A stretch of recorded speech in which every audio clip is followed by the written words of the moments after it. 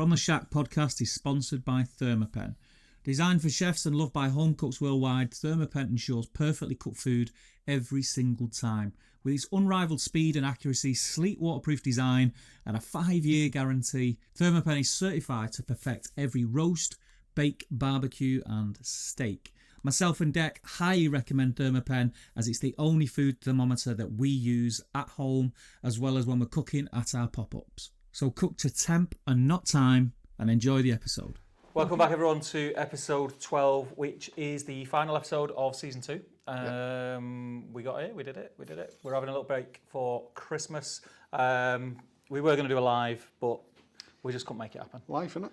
Super busy, which is a shame, but we will make up for it in the new year, I think. So last episode, we're going to do some of the usual stuff. So notable cooks. Yep. We're going to talk about what we're looking forward to in 2026. We're going to talk about some of the events that we want to attend or maybe involved in as well, quickly. And we're also going to have a little chat later on about something pretty close to our heart. Yeah. So yeah, glad you could join us. And yeah, should we get stuck in? Dive right in. Straight in, mate. Straight in. Go on. Memorable cook. I've not even thought about that. I've been here for half an hour and I've not even thought. So I'm going to let you kick off. I haven't really, but I mean, I might as well. To be honest, I might as well just go with what I cooked this weekend, really. Okay. So it was my lad's 8th birthday party. Mm-hmm. So he had like a football themed party, and we rented out a big football pitch, sort of indoor. Yeah. And all the kids and that, we had a load of sandwiches and stuff for the kids and that. But I thought, you know, adults need something too. I think adults need something too. I like the cut of your jib, Dec. I'll get an invite next time. I was like, do you know what? I've got no kids that are male or of that age. Just going to attend kids' parties. I can get a football kit and rock up. So I thought, no, I'm going to do an adults buffet. Yeah. It's a good idea. So, adults buffet was 3 kilo Aussie grain-fed brisket. Small one. Small one, yeah. Small one. I think I'm preferring some of these smaller ones, Well, so you got it off Liam, right? Yeah. Pre-trimmed. Pre-trimmed. So the reality of it is, it was probably 4.5 kilo. Yeah, probably. Pre-trim. But it did look like quite cute. It was a lovely little piece. It was a brilliant little piece. And I mean, I smoked it overnight. Yep. Put it on at 11 o'clock at night. I did the Genevieve rub again with the fenugreek in because I just think like the flavour, it makes like you can smell it. You know straight away that it's got it in. So the fenugreek rub with the salt, the pepper, and I think it was a bit of brown sugar. Again, put it on overnight, stuck it in the fridge, just left it sort of almost like dry, just do a bit of dry brining, get a bit of osmosis going on. It looked class. Did look really good. Yeah, stuck it on at 11 o'clock, and I try and do like 100 degrees at night just to give me the best possible sleep, if you get what I mean. Because you can get up the next day. Yeah. And it's not going to be done, but you've broke the back of it. Yeah, exactly. Yeah. So 6 a.m. my probe went off telling me it's hit 75, and I was like, snoozed it. I put it up 1 degree. So it got me an extra 10 minutes. 15 minutes. So yeah, got up, wrapped it, a little bit of Wagyu fat, just in with the wrap, just butcher's paper. Nice. Butcher's paper, and then I let it go till 93. I let it go to. Yeah. But what my thought process was, I didn't really have time to be messing about because I had to be there. I was leaving at 11. Right. Okay. So the thought process was, like, if I could, I was going to leave it till 96, let it come down in temperature, and then put it in the cooler. But to be honest, at 93, it was probing tender. Right. And I just thought, you know what? 93, probing tender, got the Yeti, filled the Yeti up with nearly boiling water, and left it in there for 15 minutes, so just to charge it up, let the water out, banged it straight in, didn't let it come down, so there probably would have been a bit of carryover, but if you're taking it off at 93, I'm sort of thinking, well, even if it carries over by 3 degrees, it probably not really going to be an issue. It's only going to get like shreddable when it gets to like 98. They say though, don't they, like when you hear anyone talking about it who's clued up, like the Americans and stuff, they say, that temperature's a guide, and it is the feel. So if it's probing tender, it was probing at 93, so I was like, do you know what? this will be right. And again, I mean, it is just kids' party food, obviously, at the end of the day. Yeah. So yeah, done that. I had some white buns. I had some like southern slaw, you know, like sort of like tangy slaw. Right, okay.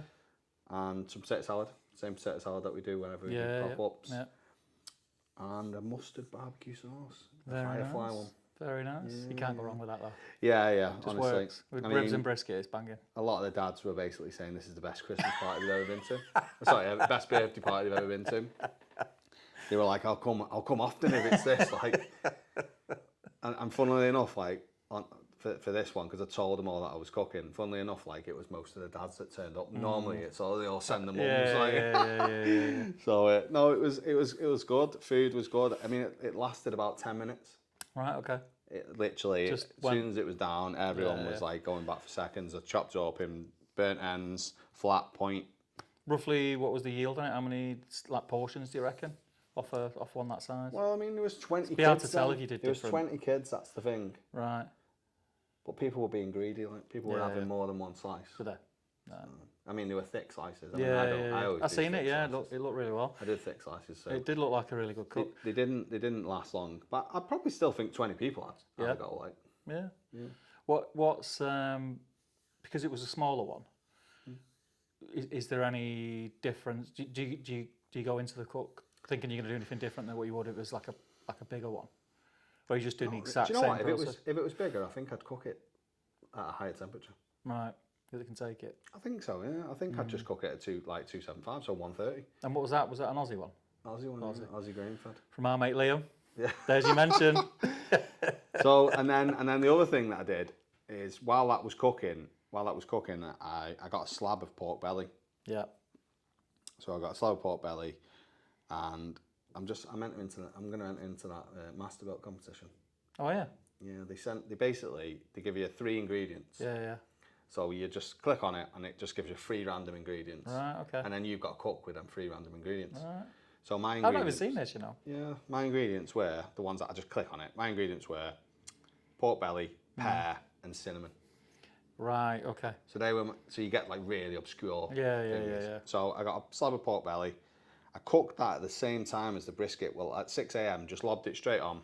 When I wrapped the brisket, chucked that straight on, and then cooked that till it got to 90 degrees. And then I chucked it in the fridge, let it cool for half an hour or so, chucked it in the fridge.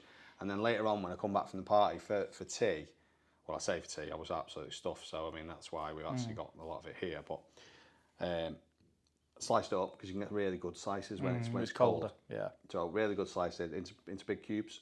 So sliced it into big cubes. And then I created like a cinnamon and pear glaze. All right. And then obviously brushed that on, and then back on the smoker for an hour just to get up to like 75 degrees. Right, okay. And that was it, really. That was it. So, I mean, but the only thing was I wasn't that hungry because I'd ate so much brisket and that. So, but your loss on that day is my win today. Here's one I made earlier. Blue Peter badge. Should we tuck into these now? Well, because you just reheated them. I've just reheated them. And you put a little bit of hot honey on. Yeah, just a bit. Yeah. So I mean, look at that. They are big ones. So I don't know if you can see that. I will put some pictures on the screen as well.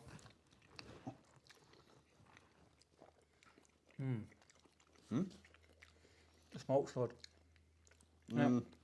The only thing I think you can almost taste the fact that I've had a brisket in before it. I know what you mean, but what did you use, oak? It's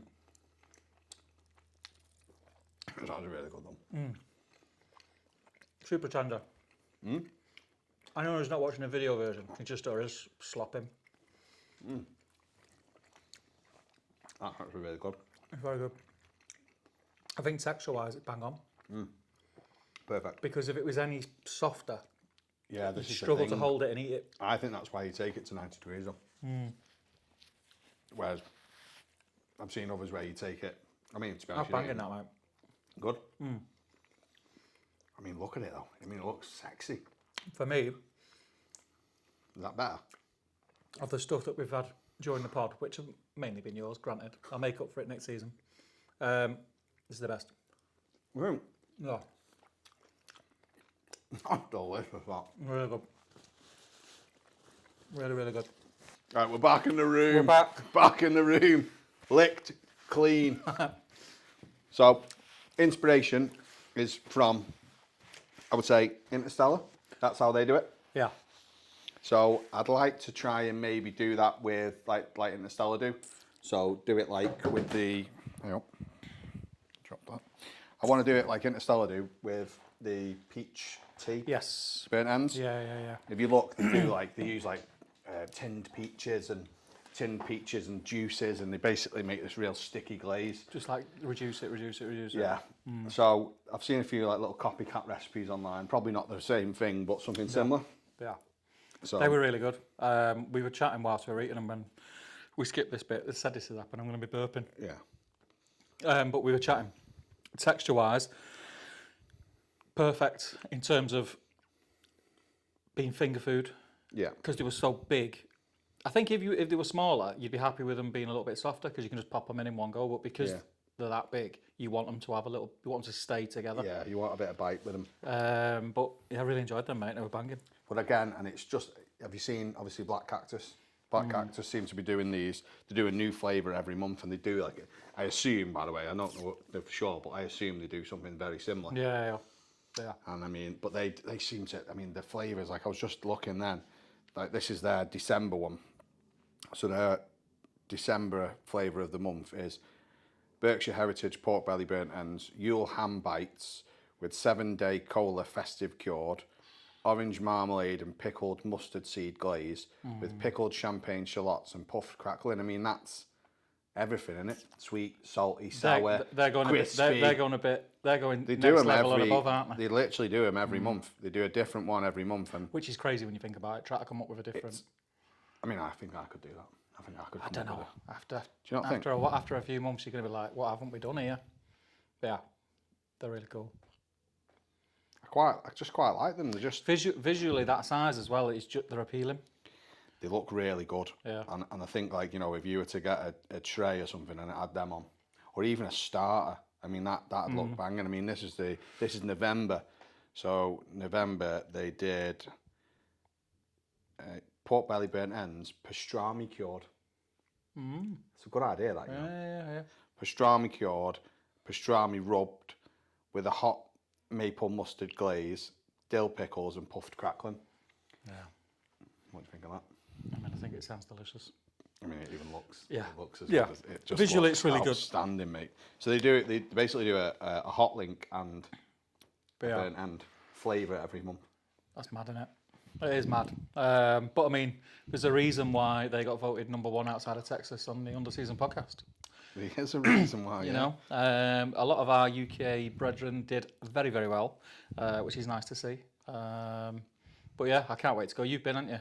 Yeah. I've never been. I've had their food. We've said this before at Sizzlefest, but I've never been and had like a tray. So I am Just looking forward everything. to. Yeah, that chicken leg looks nearly as that good as chicken- one of my chicken legs. The chicken leg, mate. So that's an oak and cherry smoked chicken leg, confit in smoked pig fat, Where are they coming up with these ideas? smothered in beef fat buffalo Oh, I've sauce seen that one. Yeah, with a drizzle of parmesan mayo. it's mad, isn't it? It's mad. Mate, that's me.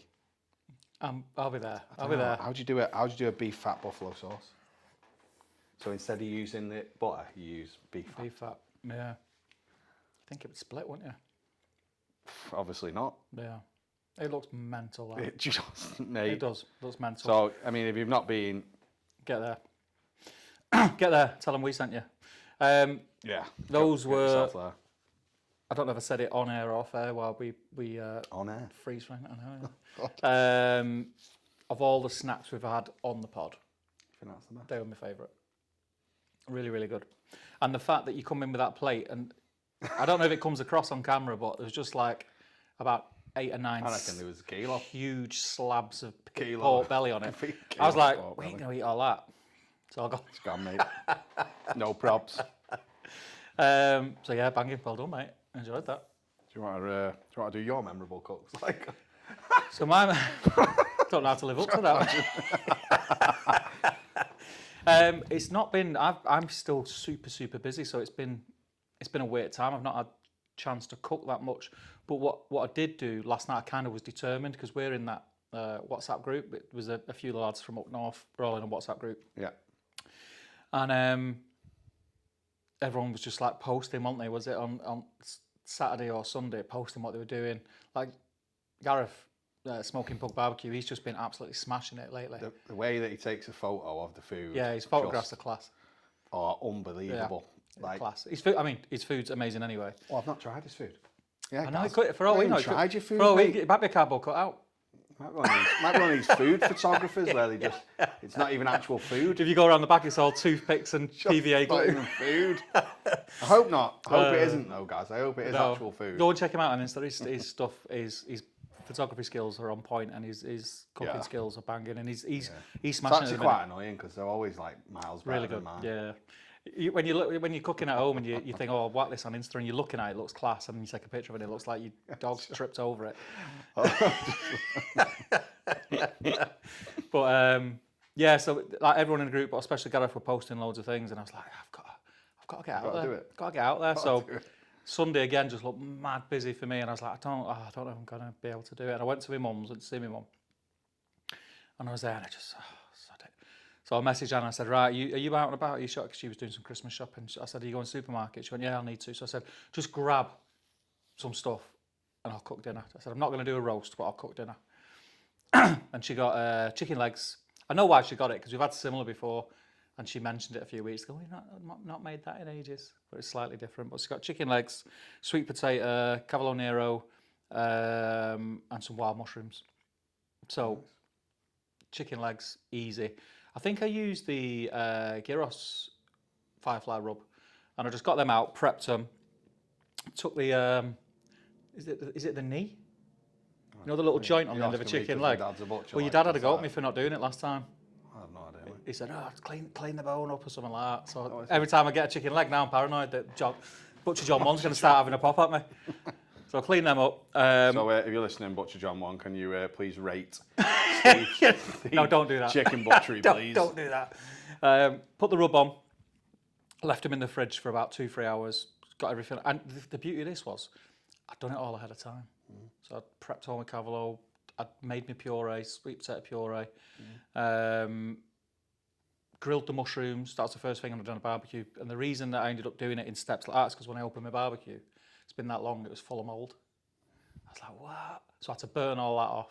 You just admitted that on the podcast. Yeah, I've just admitted it. Podcast. I've been dead busy. You know what I mean? I've been busy, but I've still religiously been able to cook at weekends. Super busy. I've still weekend cooks. The midweek cooks have stopped a little bit. Well, I'm quite annoyed with myself as well, because the last time that I cooked, I opened a fresh bag of charcoal. You didn't leave outside. I left it outside. And it was covered. But what's happened is, where the floors got wet with rain, it's obviously seeped in, and then it's just seeped up the bag. So when I went to lift the bag up, Didn't all fall out. it all just fell out, and it was like sopping wet, all the charcoal. I was like, oh, for God's sake. It's still there. I didn't clean it up. That's a job. That's a job for this week. So a few expletives come out my mouth. But yeah, so just did that, and then with the chicken legs, just 2-zone, simple, just set up, bit of oak charcoal. I've been using that oak charcoal. It's class, isn't it? Cooked them to 80-ish. I wasn't really taking much notice of the temperature. I think it was around 80-ish when I checked. I thought, right, banging. Flicked them over, skin side down onto the hot side, crisped up the skin, got some nice colour on it, and then just put them back, close the vents down, and just let them sit for a little bit. And then just reheated everything that I'd pre-prepped. So reheated all the puree, got all my mushrooms, my cavolo, my leeks that I'd pre-done in an oven dish with some foil on, put that in the barbecue just to heat back up, left it about 10-15 minutes, got everything in, plated up, and it was absolutely banging. Oh, I'll tell you one thing I did do indoors was like, I didn't really need a sauce because the puree is quite wet, but I just fancied it, and I didn't have anything in, so I just did shallot and garlic in a pan, softened them off, bit of white wine, bit of chicken stock, reduced it, just made like a jus, strained it, and just put that over the top with mustard and honey in it. Well nice. Sounds a bit chefy. It was a little bit chefy. I was waiting for the tweezers comment.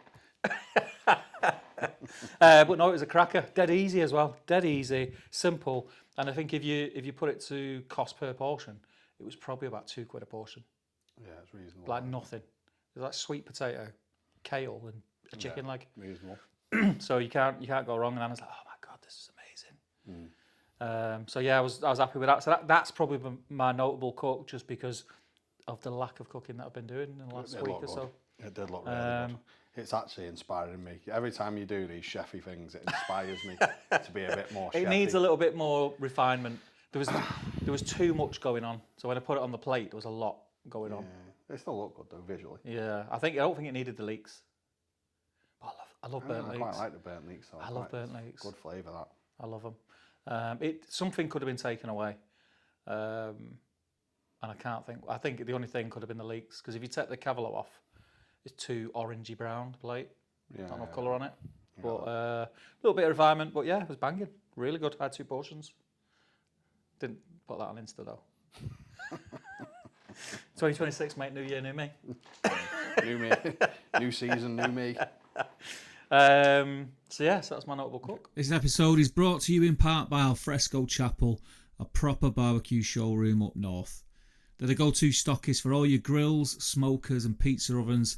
They've got everything from rubs, sauces, fuels, woods, coolers, butcher's paper, you name it, they've got it.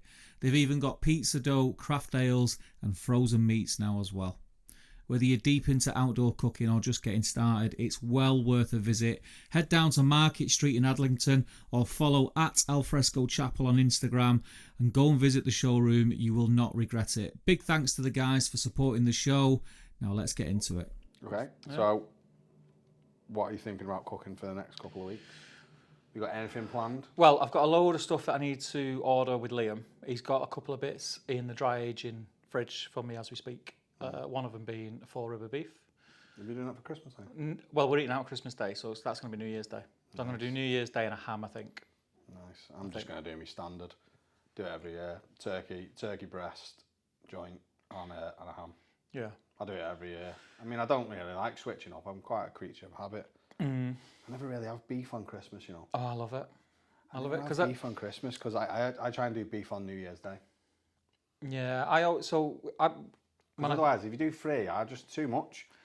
It is always too much. Whenever I cook at home, whenever I do Christmas dinner, there's always too much, because I do 3 meats, and the reality of it is 3 meats is too much. But if there's one day of the year that is made to be indulgent, it's Christmas Day. Great. And I always do like 3 meats, and then I'll use the other bits. I might do like tacos on Boxing Day, or do a pie or whatever. You know what I mean? Just you use it. It doesn't go to waste, but it is too much really. And also years before, until I started to barbecue properly, I was never ever a fan of turkey. Never. Even when I was cooking it myself, no matter how hard I tried. Right, sometimes it can be a little bit gamey. There's like a bit of a gamey flavour type thing. It was just the dryness for me. It was always dry for me. Like, no matter what you do, it was always dry. It's always like, just stick some gravy on it. But if you've got to say that, then it's I did a smoked turkey. I did a smoked turkey the other week. Yeah. Really good. That was really good. First time I've ever dry brined, wet brined. I've never done that before. I love turkey now, because since I started doing it in the barbecue and just doing the breast, just smoking the breast and having a butter bath and all that, I love it. Absolutely love it now. Yeah. But for years, just did not like turkey, and that's why I went on to beef, because I love beef, and beef became my Christmas dinner. So, yeah, that'll be a similar thing. I've got a few things. I am going to be barbecuing. I couldn't tell you exactly what dishes I'm going to be cooking, because I've not planned that far ahead. But I've got time off over Christmas, and because I've done so little cooking, my intention is to do a lot of cooking. Yeah. Also, no, actually, I'll hold on to that. I've got that smoke set, monolith smoke set. Yeah. So that's I'll do a bit of that myself. Actually, I'm going to do some collared smoking. So I've got I've got pork loin. Yeah. Curing in the fridge. Rosemary and thyme. Nice. It's just my favourite. Yeah. Like the bacon, you got to have rosemary and thyme. So cure is unbelievable. Is pork loin, is that back bacon? Yeah. Right. Yeah. And then belly is streaky. I don't really do. I love streaky bacon. I don't bother. I love it. I suppose if you do it yourself, you can have it as thick or as thin as you want. So that would probably be quite beneficial. Yeah. Because, have you ever, like, when you sometimes get like supermarket streaky bacon, it's like so thin, it's unbelievable. Yeah. Like, but maybe that would work a bit more. If I'm having a full English, don't get me wrong, I prefer back bacon. But when I like streaky bacon. So if I'm doing something like, Would you have streaky bacon on a bacon boy? yeah, but I have loads of it, That's what I mean. like about 8 slices. But with streaky bacon, I like to get it like really crispy. Then let it cool, and then I'll dice it up, and I sprinkle it on top of my scrambled eggs. Yeah, that's a good idea. And have it with scrambled eggs. It's nice. Well, this stuff, if you actually cured it yourself, it's like the addition of the rosemary and the thyme is just like next level for me. You have to save me a few slices and try it out. I will do. But yeah, I might do a bit of that myself. And then I don't know what I'm gonna smoke. I don't know what flavour I'm gonna go with. I might do like a maple bacon. No, like actual maple smoke. What do you mean? Oh right, maple wood. Oh Maple right, wood okay. smoke, See, you've got bacon on my mind, and I'm thinking of Liam's maple cured bacon. You don't have to actually have the sweetness onto the bacon. You can actually have the maple flavour getting into it by the smoke. Which is probably better, because if there's one downside to that maple cured bacon, as much as I absolutely love it, It burns that easy. it burns. I know. Yeah, that's the problem. But you know, like when a lot of the time you just cure the bacon and then you just stick a spoon of maple syrup in, that's what a lot of people just do. You know that, don't you? It's not like, I don't think there's that much. I said, you know when people do like maple bacon, they just put like a spoon of maple syrup in the cure. Right, I don't think it's like anything other than that. It's or they finish it with a spoon of maple. It's definitely got maple on it, because like you say, it burns. So they must just rub it in. I'll just let it set or something, I don't know. I think it is cured, isn't it? I think I'm probably going to follow suit to you there. I'm going to have a play around with a bit. Cheese? It's one thing, I've never cold smoked. Never cold smoked. It's not that difficult, to be fair. No, it's just something that's it's not. I find it's just never appealed to me. Sometimes what I find is I find that the sawdust goes out. So I need to. If anyone's got any tips on cold smoking, give me a message, because I need to figure out why. Could you use one of them little tubes? Well, you don't need to, because it's part of the smoke set. Oh, the monolith one. Yeah. I wonder if chips would do the same thing. I think you'd get too hot. Do you think? Yeah, I've seen someone do it in the monolith smoke set with chips, but I think it'd be too hot, because you need to be giving off zero heat. You want the smoke with zero heat. Yeah. You can't, even if you went up. Remember, think about it. Even if it went up 5 degrees, that's like you're starting. And are you cold smoking overnight with bacon, for example? I'm not really bothered. I'll just do like 5 or 6 hours. Right. Okay. It doesn't make any difference. It's not too bad. As long as the temperature's like under 10 degrees, I think it'll be fine. Yeah. It'll be fine. Oh, and if you're worried about that, you can always put some ice in the tray. Yeah. I'll have a play around with it. So I'm thinking that maybe some salt, butter, salt, butter, cheese. Cheese, yeah. Cheese is the one. Salt would be a good one. Yeah, but with like cheese, again with bacon, cheese, What about garlic? salt. You've got to make sure you equalise it. Like make sure you leave it for a few days before you use it, just to equalise out, especially with cheese as well. Yeah. Well, give it a go. I think. What about meals? Have you got any meals planned? Not really. I've got another little birthday party thing for my lad next week, like a little family one. My mum was on about doing a pork collar. I don't know, might do. I really want to do more of a pork collar, and then absolutely slather it in mustard sauce. That's what I want to do. Yeah. Just like loads of mustard sauce. Well, mustard and pork go really well. Well, I did it. The last one I did, I used like a mustard mop sauce, and because I was doing it for like a party, I was sort of I held back, and to be honest, I wish I'd just dumped the whole mop sauce in at the end. Yeah. I held back a little bit because I was a bit like, not sure. Yeah. You know, again, not everyone will like mustard, but definitely, next time I do it, I dump the whole remaining of that mop sauce straight in there. Yeah, that's the problem, isn't it? You don't know if it's going to be overbearing or not till crunch time. Just trial and error and doing it. So what I did is I got my own and then tried it with a load of the mop on it just as my own, and it was banging. So I thought, you know what, I could actually just lob the mop in, or thicken the mop up afterwards. Oh, as a sauce. And have it a bit of a sauce. That's what I think.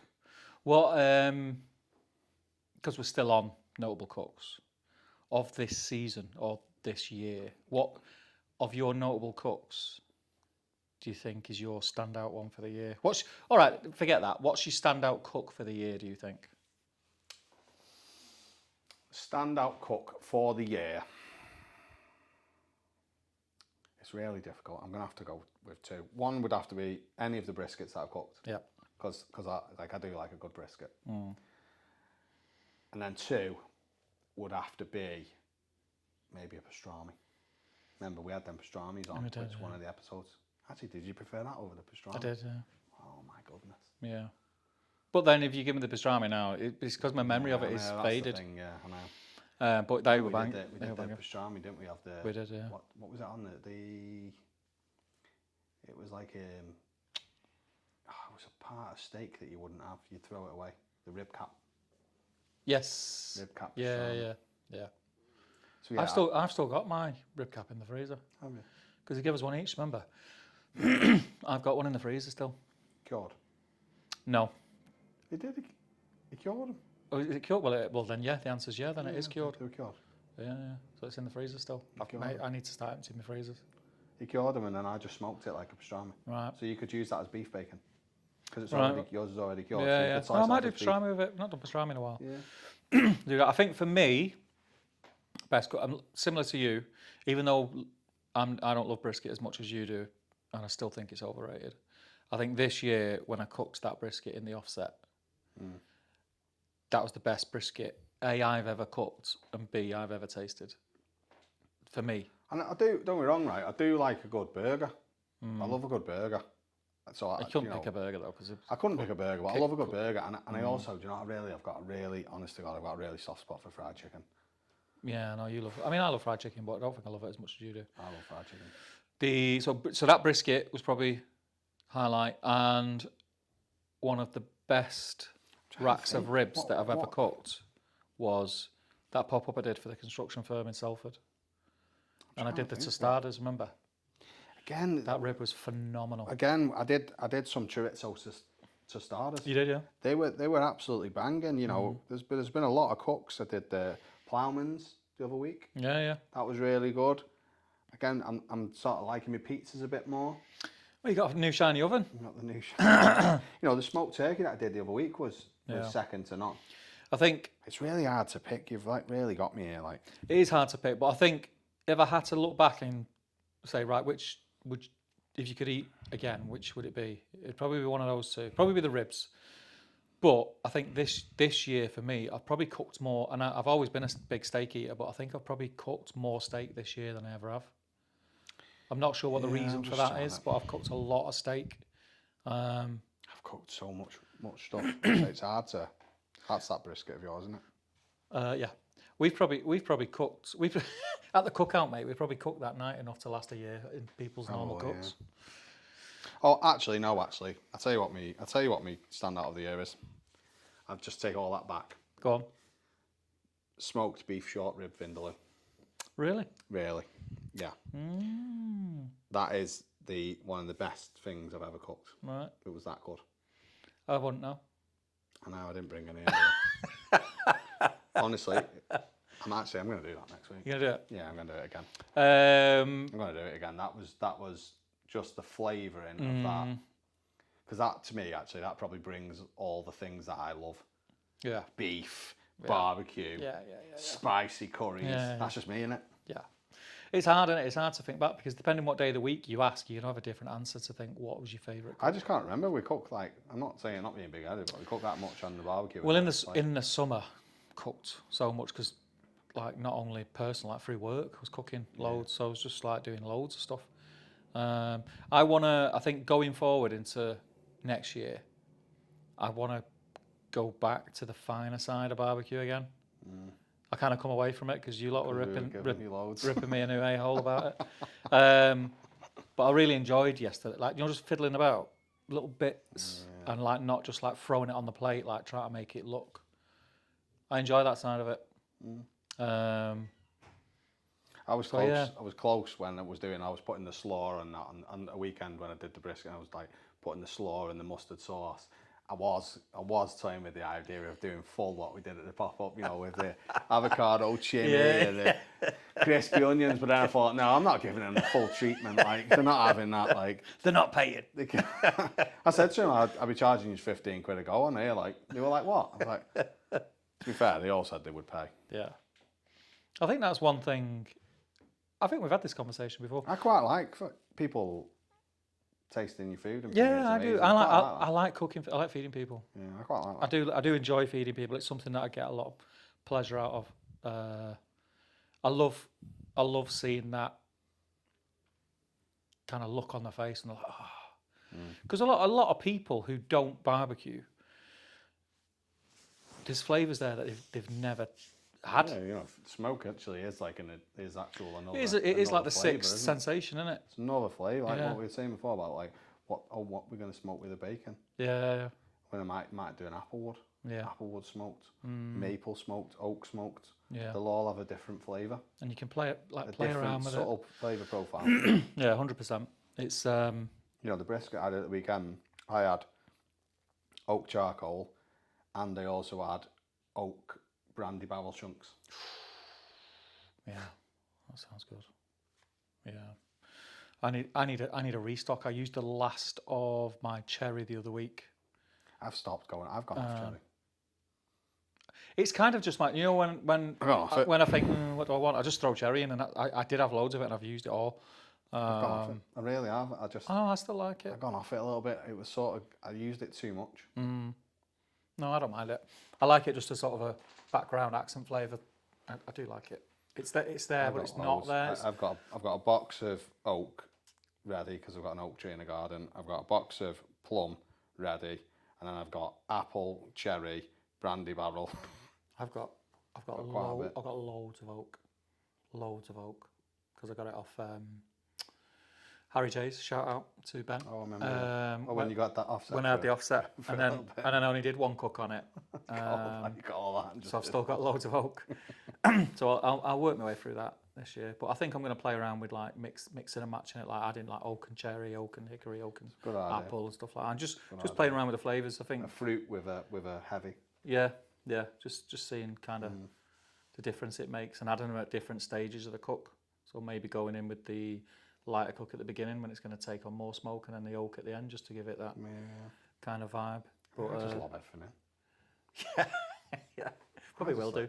Yeah, I'm talking like I'm going to have loads more time next year, like I thought that this year. I've still got some like orange wood. Remember we had that orange yeah, wood, it wasn't bad that. Yeah. It wasn't bad. It was different. It was quite hard to put your finger on it. Like it was there, and you you're like, knew it was a different flavour that you'd not had. Yeah, it was nice. It was all right. I'd like to try it, like maybe olive or olive. So we've used olive at the farm. Pear? Olive root we used. We had a lot of olive root, which was really good for the in the. Have you seen people use like grapevines? No. To add loads of flavour. You can use like grapevines. I mean, I think that sounds like a good idea. You know? Yeah. I'm going to play around with some stuff, I think. This episode of From the Shack is brought to you in part by Pit Barrel Cookers, one of the simplest, most reliable ways to get into proper charcoal cooking. If you've not seen one before, it's a vertical drum smoker that makes it ridiculously easy to get amazing results. Ribs, brisket, wings, you name it. Hang your meat, shut the lid and let it do its thing. I've used mine now for about 6 months and it's still one of the most hands-off bits of kit I've got. They're built solid, easy to use and available right here in the UK. So our next segment should have been tasting of the pork belly burnt ends. Yeah, but we've done that. But we ate them while they were hot. No point in eating them cold. No, that's true. So I think we'll probably touch on, we've got a little bit of a bit of sad news. It is sad news. A friend of ours and many people in the northern barbecue community, we lost... In the whole of the UK barbecue community. Yeah.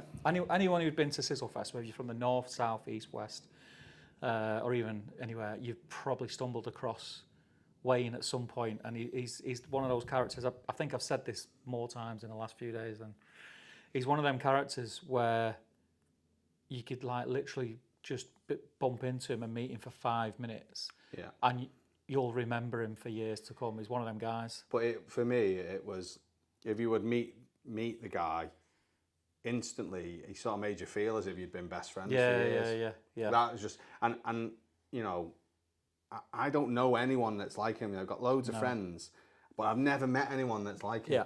Yeah. And that's where it's going to be really hard, because like I've literally I can't think of anyone that is even remotely like him. No. As a person or anything. You've known him longer than I have. I think I've known him probably about 18 months, and I met him through obviously Steve at Alfresco Chapel, and bumping in and chatting to the guys there, because like him and Steve were very close. Yeah. And close with like Adam, everyone at Alfresco, Adam and Laura, they were all very close. So first off, my heart goes out to those guys. But it doesn't feel like I've only known him for 18 months. Like you said, it feels like I've known him for a lot longer. Yeah, it feels like I've known him my whole life. Like the way that, as I said, the way that the type of person and the way that he was like a proper pal. Yeah. Which is quite funny because if you didn't know him and you seen him walking down the street, like this, other people have said this to me, you'd cross over. Yeah. You'd cross over the road. But then when you actually meet it, like, and it doesn't even, it's not like you have to have time to warm to him. Within like seconds of speaking to him, you're like, if you were his mate, you're his mate. This guy is like, you hear the term like salt of the earth, like thrown around a lot, but like Wayne was class.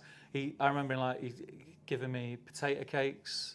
Yeah. And then just had a bit of banter about potato cakes once after that. Listen, if he liked something, he liked something, he was promoting it. Yeah. Or if something that, or his favourite butcher, or, his favourite potato. His grill.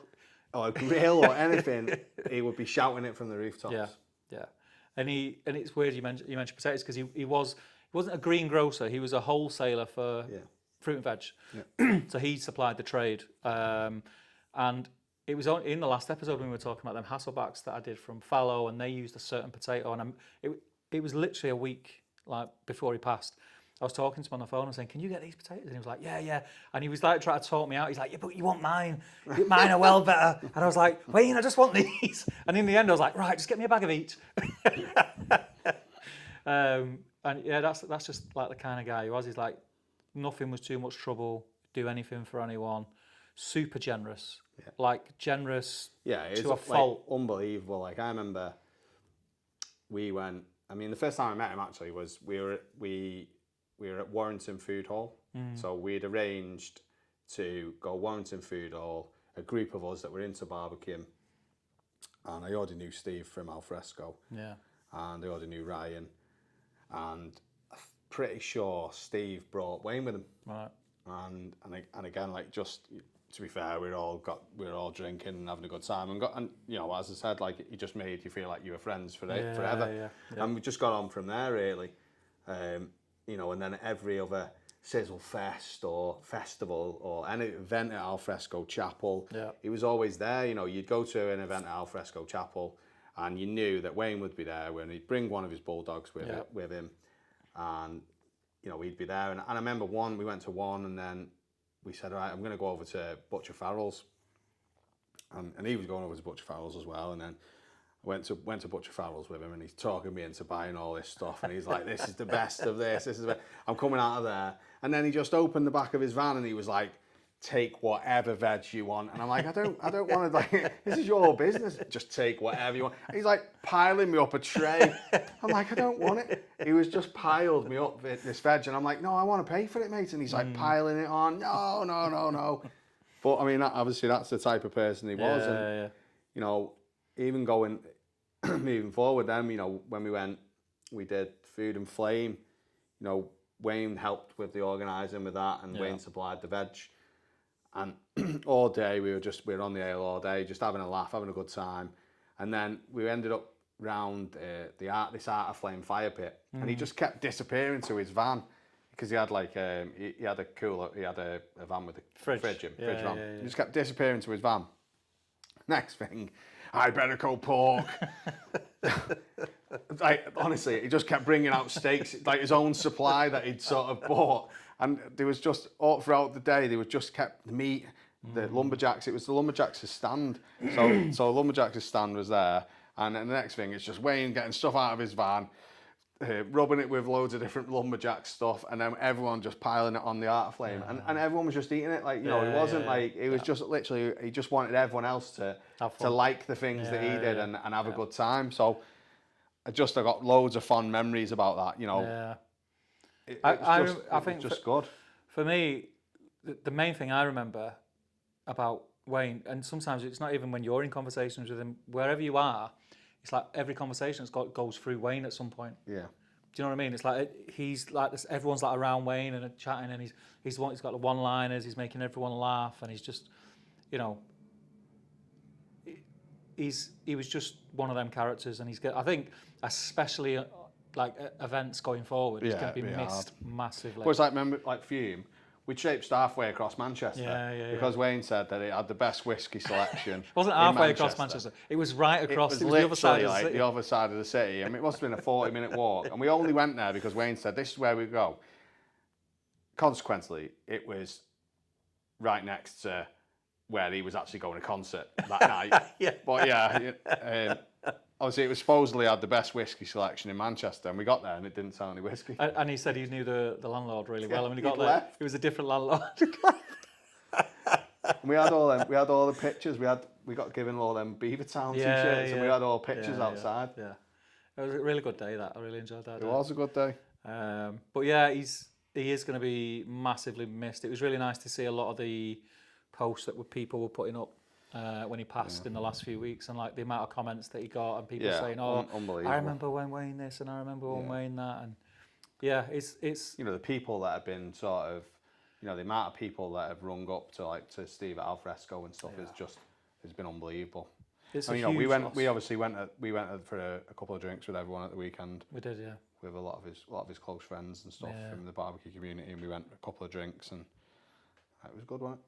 Yeah, it just shows how much of an impact he had on people. And I think that impact's going to be felt for a long time to come. I think he's going to leave a huge hole. I was laughing with Adam, because obviously him and Adam used to give each other loads. I was saying to Adam, like, what's he going to do now? How's he going to fill that hole? He just needs someone to abuse him. Yeah.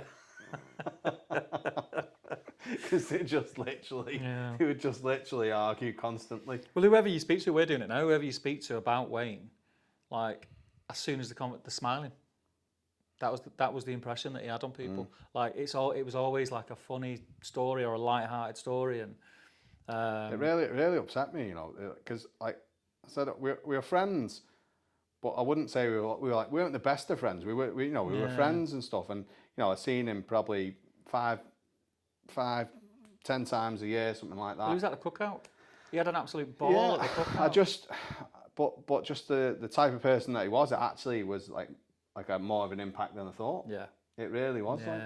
It really was, and that just goes to show the type of person he was. Yeah, I think it hits home a little bit as well. Like, it's life's a fragile thing, isn't it? Like, it was just you've got to make the most of it while you're here, and I think he did that. Yeah, I think Wayne did that. Didn't do anything by half. No, he did everything with bells on, and I think he'll be missed hugely. Definitely. If you were his pal, you'd know about it. Sizzle Fest will never be the same. No. It'd probably be quite tough, actually. Sizzle Fest next year. Well, just be like quieter, won't it? It won't be the same. Yeah, but so miss someone going, "Have you tried this? You dirty boy!" Oi! But we couldn't not sign off on this season and not mention this loss that everyone's going to feel, and Wayne, rest in peace, brother, and it's going to be a bit crap. Yeah, it's sad. Really very sad. So if you've got any stories or you knew Wayne or anything like that, we'll say it in the next the next season. Send them to us, and we will we'll get them up there and post them, because it's nice to see. It's nice to see the impact they had on people. There's not many people, I don't think, that can say they've had much of an impact on a community as he has, and that's just our community. And that's not talking about like his friends outside of this community and his family and. He's touched a lot of people, so it's a crying shame. Right, we'll try and lighten the mood a little bit. Looking ahead. So looking ahead, I think it can mean a number of things. I think probably podcast-wise, season 3. Yeah. We've already said if you listen to them. Yeah, we just want to improve. We're going to improve. We are going to have a dedicated space. I don't want to call it a studio, but there is going to be a dedicated space that we're going to be able to record in, which means there's going to be more consistency to how the podcast looks, probably a little bit of cooler things in the background and things that we're able to do. Maybe a few more guests and stuff, get guests booked in, because that's one thing that we haven't really done this season. And we did say we were going to, and we didn't, so our bad. We're aware of that. And it was just because, I mean, I changed my career this year. It's been mental. You've been mad busy with work. So it's just getting our schedules to line up just for us two to get together is hard enough. And when you add a third wheel to that, it's even more difficult. Yeah. But if we've got a dedicated space where we can record, you know, we can just invite people down. Yeah. And the other thing is, like now, the camera, the lights, the microphones, that takes 20, 30 minutes to set up when I get here, and then we've got to pack it all the way at the end. Whereas if we've got a dedicated space, it's just there. It's just there. And ready to go, and we'll just click record and go. Instead of it being a 2.5 hour, it's 1.5 hours, an hour. It just creates time for us. Yeah. The other thing that we're going to do is, because we're fortnightly at the minute, we're going to go weekly. But that doesn't mean that we have to get together weekly and record, which would be even more difficult. We're still going to get together fortnightly, but we're going to break the recording down into two. Yep. So it's almost going to be two shows. So you're going to have this, where we're talking about things that's going on in the community or what's new and news, and then the bit where we talk about notable cooks. That's going to be its own kind of mini episode. And what that'll allow us to do, I think, is go into more detail on those cooks, talk about temperatures, times, ingredients that we used, and you know, if someone's that way inclined, they could actually write all this down, and we might have a book, a barbecue book. But that's what's going to happen with the podcast in the new year. So it's going to be a weekly show, but it's going to be kind of recipe based episode, and then sort of news, community based episode, and alternate like that. So that's what's going on with the pod for next year. What about yourself next year? Have you got any? Are you going to have any resolutions come New Year? Or not really. You've been pretty on it with the cooking. You've done pretty well, yeah, considering you've been busy as well. You've done loads. It's a lifestyle choice for me. It's a lifestyle, mate. Just a lifestyle choice. Barbecue is a lifestyle choice for me. Country music's a step too far. Country music, a step too far. Yeah, no, I won't be getting into country music next year. That's a given. Let's try and get Deck in cowboy boots and a cowboy hat. I tell you what, yeah, I'll turn up the first episode back in a hat. What do you call Stetson and a Stetson? Stetson, yeah. I think you'd suit a Stetson, waistcoat thing. You'd suit a Stetson. See it now. I don't know what my New Year's resolution for next year. I would maybe like to do a few again. Right, what I struggle with by the time I've barbecued every week, and by the time I've done my normal Sizzle Fest, Meetopia, you know, community cookout, plus I like going to football and meet up. I mean, look, I'm literally there's 5 events, like, I know. And then you've not put Fume in there yet. I've not put Fume in there. Maybe Wing Fest, you know, or anything else that I'm going to do. I've got a few concerts, and I'm sitting there like looking at the schedule thing, and actually next year I'm already probably. It's mad, isn't it? It's crazy. And I've never ever been like that. I don't know whether. Maybe you have, but you just not thought about it in that way. Probably. To think, oh, it's so full, like you just like sort of just winged it and gone with it. Yeah. Whereas now, as we get older, we've got to start planning. I know. I'm just to be honest, yeah, probably that's it. Yeah. I don't know. I haven't. There's not really. I don't think. Maybe I would like to go to more classes. Because the class that I went to for the first time, that's the first part of a barbecue class that I've ever been on, the Marcus Borden one. Yeah. And it wasn't the fact that I'd learnt loads of stuff or anything. It was just the ideas. Yeah. That's what it is. What it is for me is more the ideas. Maybe I'd like to do 1 or 2 pop-ups again. I thought they were quite good. I quite like the fact that we, you know, how people loved the food. Yeah. And like, I don't think what we did, there was nothing around in the northwest or in the northwest of England. I didn't think there was anything doing like what we were doing. Nope. Obviously, Black Cactus are probably probably up there really. Yeah, I mean, and that's like, that's what they do. But they do it for a living though. So you know what I mean? They do it for a living. So yeah, I just maybe a couple of pop-ups. I agree with that. I really enjoyed it, and I would 100%. If I could make it work, I'd be open to do pop-ups again, just because I think it's a fun way to express ourselves and do what, because we're always talking about. I like doing different stuff. Yeah. So like I like doing different. I would look. So we've said it loads of times. I would have loved to have done like a Jamaican one. Yeah. I would have absolutely loved to go and rock up and go, let's do a Jamaican barbecue, Yeah. or we'll do this type of barbecue and real mix it up. But you'd have to. It's having the time to do that. Yeah. I would absolutely love to. I would love to do bail buns, fried chicken bail buns. Yeah. Or fried, like I love the fried chicken sandos. Yeah, they were really good. They were banging. They went down really well. And they were kind of an afterthought sort of thing, weren't They were just on there as well, should we just do a few? Yeah. So stuff like that, for me, I would love to. I'm not sure what other plans. I'm not really sure. Maybe become a Gosney ambassador. Yeah. times two. That could be the plan for next year. For me, next year is already looking really busy. Likewise with you, like there's certain festivals that I want to attend. Also involved in a lot of stuff. So we've got the cookout, which we'll both be involved in again, which isn't far off. No, I know. Yeah. We've done the vendors pack. That's it. So if you want tickets for the cookout next year in April 25th, go on millingtonhall.com and get your spots now. It's a free event. It's £10 to book your place, get your £10 back. There are a couple more vendor spots open, so if you want to come and rock up and show people what you do and sell your gear or show your wares, you have to book a ticket and a vendor spot, and again, it's free, you get all that back, but go on there and do it. So we've got that to do, which is going to be a ton of fun. Slightly bigger next time than it was, which again is a lot of fun. I've got meetup in August, which I'm doing with the farm, which is a 2-day. Which that'll be massive. It's massive.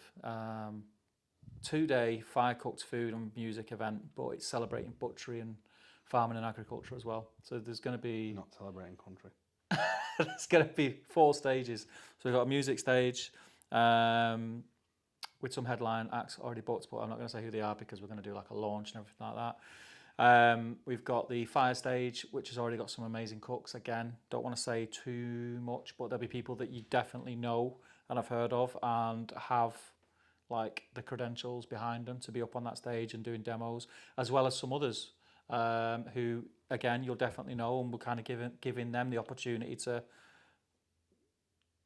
We're giving them the opportunity to be on stage and do some stuff. And then we're having the butchery stage, which is going to, again, celebrate butchery. The whole point of it is not just to do another music and food festival, it's to incorporate the butchery and the farming, to try and get people to be educated on the sort of field to fork experience without it being rammed down the throats. So they'll go away and have learned some stuff without even realising they've learned some stuff and open their eyes. We got the idea from basically the Wild Grill. People come on the Wild Grill and learn about butchery as well as cooking and barbecue and eating and all that stuff. And in the last days, like 2 days, the amount of people that are telling me that I don't have nothing to do with barbecue, they were saying to me, "Oh, you want to go on this experience day? It looks really good." And it's at this place called Millington Hall Farm. I just started laughing my head off. Well, it's honestly the butchery bit. So whatever's happening, sort of from a media point of view and getting it out there. This guy. It's happening, mate. This guy. It's happening. Random people are talking to me about it. I think we're about 3/4 sold out for the Wild Grill for next year already, and which we've not marketed it properly. It's just me posting on thingy. So I mean, that's amazing if you've got a ticket. Thank you, and you will love it. But the biggest takeaway when we get the feedback forms with people, it's like how impressed they were with the butchery and not realising what goes into it. And you know, they're like, "Oh my God, it's amazing!" And so we've got that, and then as well as all the classes. So we put a lot of the classes up for sale last week, I think it was. So we've got like our usual foundation and intermediate classes, which I'll probably be hosting because I want to keep my hand in and keep doing it because I enjoy doing it. It's a lot of fun. And then we've got some of the sort of bigger names. So we've got Matt Black coming to do a masterclass of flavour, which is going to be super cool. We've got Matty from Matty's Chop Shop coming and doing a class in the north of England, which I think is his first up this way, out of Wales. And then we've got Banquet 1415 as well, Mateus doing an asado class, which again, they're all kind of faces that you know and are up there, and they're kind of people who are leading the way in this scene in different ways.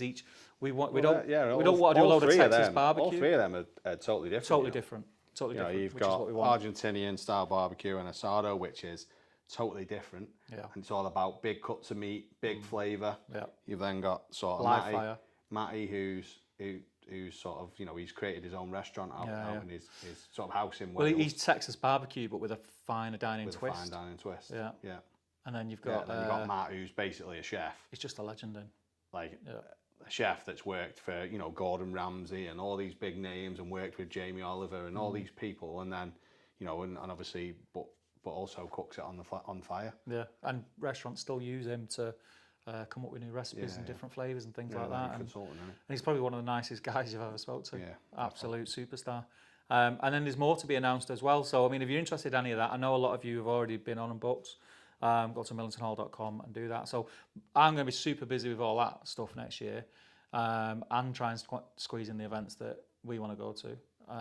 But it's exciting. I'm really excited by it. So yeah, looking forward to it. I do want to cook more. I'm not going to say yes. I am going to cook more, because the fact of the matter is I'm probably going to be super busy, and a lot of my cooks will probably be in and around work rather than at home, which I'm fine with. It's not the worst job in the world. What about new kit then for next year? So that's an easy one for me. It's the Gosney. So I'm going to get the XL next year. Yeah, that's the only thing I've got my eye on at the minute. Do you know what? There's actually nothing I've got my eye on.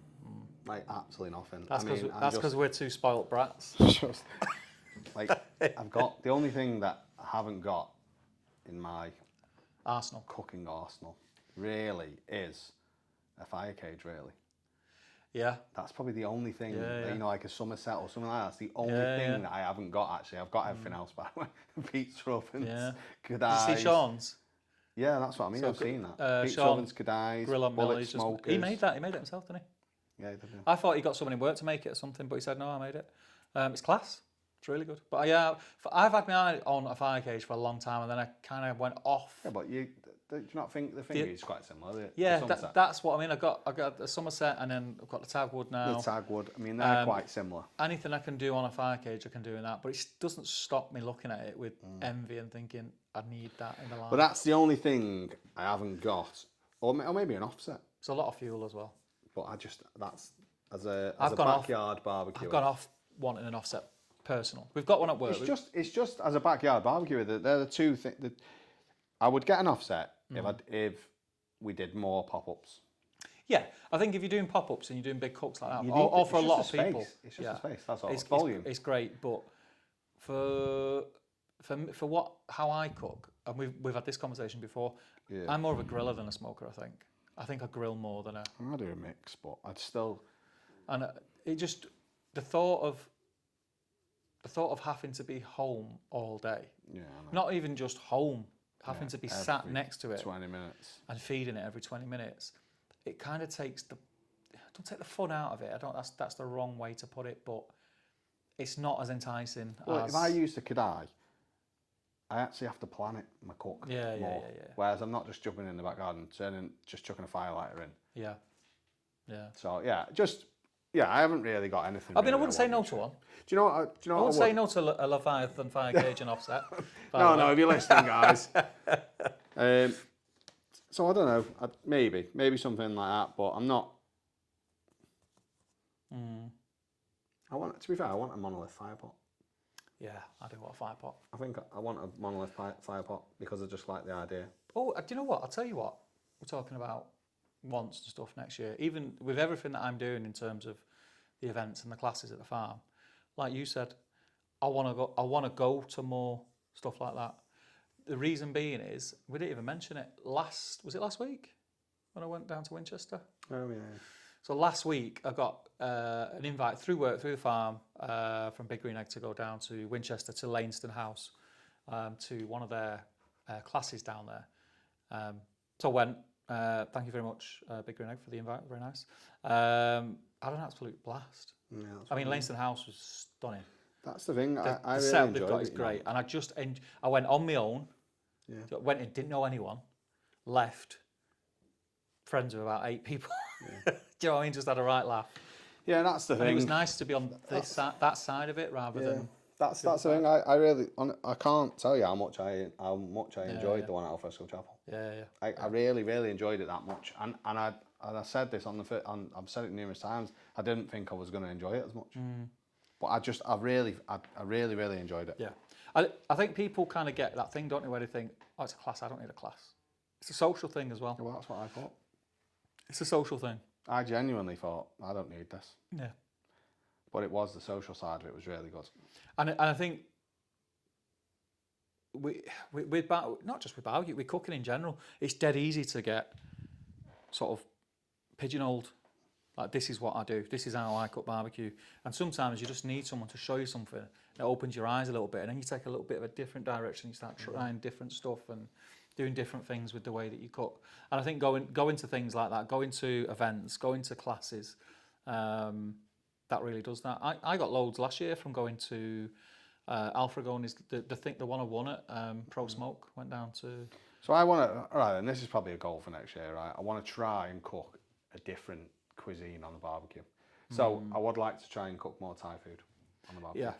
Yeah. I'm not saying it lends itself to the barbecue, but because it is just heat source really. But with the wok attachment that we've got, it's to be honest, it's just as easy as just turning your hob on. It, like, you know, after 20 minutes or whatever, 15, 20 minutes, it's raging. So to be fair, and I like dishes like that just come together really quick. Yeah. Where 1 minute you've got nothing, and the next minute you've got a meal. And I just think the flavour that you get out of some of the Thai curries and the Thai food, I can't get over the flavour. The flavour. We've just got a new world good. food shop ingredient place open near me. But that's what I think. Yeah, maybe try something like try a different cuisine. It's a good shout, that. Because I think you should test yourself a little bit every now and again. I know. I do quite a lot of different cuisines. So I'm just thinking, like, I've got a right list on my phone of stuff that I need to do, and I want to do. I've got loads of ideas of stuff. Do you bookmark recipes off Instagram? Yeah. But I've got a massive list. But do you ever look at them after you bookmarked them? No. No, I bookmark them and I don't look I just bookmark them and go, I'll cook that, and then never ever. Yeah, but now I've started to put it in a list. I've got a list on my phone. I'll see if I can share a few off my little list. So I think you're a bit more forward planning than I am. Yeah, definitely. So you probably get through a lot more stuff. I'm it's the like, project manager in me, isn't it? Yeah. So, what is on my little list? If I can find it. I want to do more fish. And I want to do different types of porchetta. Yeah. You know, this is on my list. I want to do different types of porchetta, like, you know, some with induja in the side. Maybe like, because like, I love the crispy crackling on the outside. Yeah. And then I want to do some more stuff with pork tenderloin. Yeah. I think that's pretty good. I've got. I think pork in general is like really versatile. Again, you get stuck in your way, don't you? You think, oh, right, pork, it's either pork belly, ribs, or a loin. But Spanish. So much you can do with it. Spanish. Bit more Spanish. Spanish is a lot of seafood, isn't it? Bit more Spanish. Yeah, I'm not a massive seafood eater. I'm not saying I don't eat seafood, but I don't really by choice. What about a naan bread sharing platter with tikka and paneer? Yeah, I'd have a bit of that all day long with bells on. Fancy something like that? Maybe in the Gosney.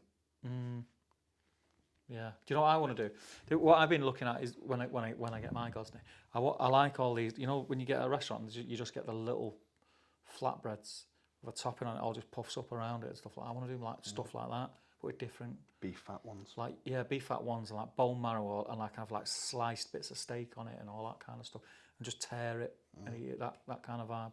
Well, one of my plans, now. I've just had loads of one of my plans. I mean, I don't know if I should say this, but one of my plans. This is what I want to do. Whether I'll get round to this this weekend or whatever, I don't know. But one of my plans is I want to do a pizza. Maybe just don't put a tomato sauce on. Okay. Just put like just the cheese on. All right. This is what I'm thinking. Just cheese. And then afterwards, rocket, sirloin steak. Yeah. Waz's apricot chimney. Why don't you put the Waz's apricot chimney as the bait instead of the tomato? I think it'd be too much. Just too thin coat and then the cheese. Yeah, man. That's my thought. Maybe even a bit of blue cheese, actually. Pizza sponsored by Waz's. Blue cheese. Yeah. Give it a go. Mate, a couple of dollops. Do half where you do it as the base and the other half the way you said, and see which one you prefer. I'm thinking of doing just blue, like, so just mozzarella, but then just a couple of dollops of like fior di latte or something, like a blue cheese, like not a really strong one.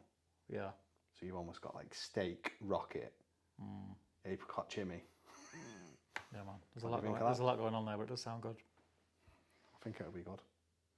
I think you need an onion element. I think you need. Oh no, I was going to say you need a vinegar element, but the sauce will have a vinegar in it. The sauce in it. Yeah. Maybe some onions though. Red onion. Yeah. Wow. Or red onion. Don't anyone be stealing these ideas, like please. Red onion, little dollops of red onion relish. Like really like really caramelised. That'd be nice. Oh, what about something with bacon jam? Mate, I've got so many ideas, And mate. then putting a couple of sunny side up fried eggs on top. Bacon jam. And then a bit of hot sauce. Bacon jam, eggs, and steak on a pizza. Mate, it's basically just steak and eggs on a pizza, isn't it? Steaks. Steaks pizza. Steaks. Yeah, no, that sounds good. Does sound good. Where are we up to? Well, I think that's it, really. Unless you've got any goals for next year. Goals for next year, I think just keep doing what we're doing. I think with what we've got in store for the podcast, I think the goals are probably... Just get it out there a bit more. Yeah, they're going to come. I think grow the audience, which you guys can help with, sharing it and commenting. Yeah. I know we say it all the time. It really does help. So if you comment on the episodes and rate the episodes on Spotify puts us in front of more people, which really does help. So I mean, if you're liking the episode, do that. That'd be cool. But yeah, keep the community cookout going. I thought you were going to say keep the flames then. Keep the flames. Keep the community cookout going, which we're already doing, and trying to keep it. I think the hardest thing about the community cookout is going to be keeping it what it is, and almost we want to try and keep it small. Almost stunting the growth. Yeah, that's going to be the hard thing because the more it goes, more people are going to want to come. Yeah, but you don't want it to be any different than what it is. You want it to be this cool little community event where everyone is like, it's the best thing ever. Could do a north and a south one. Yeah, we could. Couldn't we? Mm. We'd need a venue to be as generous as Millens and Hall Farmers and say, yeah. I was going to say, is anyone that's come and do it. Come and do it here. Here's a marquee. Here's a couple of stretch tents. Here's a couple of TPs. If you're out there. But yeah, it will always be what it is. It will always be free. It will always be for the community, and it will always be by the community, the people that are there, the vendors, the people that come. They're the people that make it what it is. I'm going to try and enjoy it a little bit more next time. I need to get a host. Yeah. I need to get a host for the. I still think you still wouldn't. I think you'd still be exactly the same though, because I didn't host it, and then I couldn't relax until it all finished. Are we doing what we said with this one, where rather than have butchery demos and food demos at the same time, stagger them? Because then what we can do is what's been used on the butchery demo, the chef can then cook. It's miles better and do it that way. And if we have to do less demos, then so be it. Yeah. But at least it's a little. Oh, we're still going to have the big free-for-all feast. I think so. On the Saturday night. There's like everyone just bring as many pigs over. It as was you like want. King Henry's table, just full of meat. I've never seen anything like it. And then someone brought a pig over. And then even the next day, mate, I found when I went to clean up, there was a full rack of untouched ribs in the warmer. Unbelievable. Yeah, I've never seen anyone turn their nose up at like free steak, free brisket. It was crazy. Yeah, I mean, loads of. I think that's a good. It's not sold out yet, but it's a good way there. So yeah, it's gonna be good, man. It's gonna be good. Yeah, and I think that's it. I think keep us, you guys who are listening, keep flying the flag and championing this community that our mate Wayne was such a big part of. And yeah, I think that's it for 2025, mate. Au revoir. We'll see everyone in 2026. See you on the other side. I think I think I'll have the studio ready to record for episode 1. Yeah. I mean, I've not finished my gazebo roof, to be fair. I started that in May. So keep the flames lit. And the fire's burning. And we'll see you in 2026. Have an amazing Christmas and New Year, and stay safe. From the Shack podcast is sponsored by Thermapen. Designed for chefs and loved by home cooks worldwide, Thermapen ensures perfectly cooked food every single time.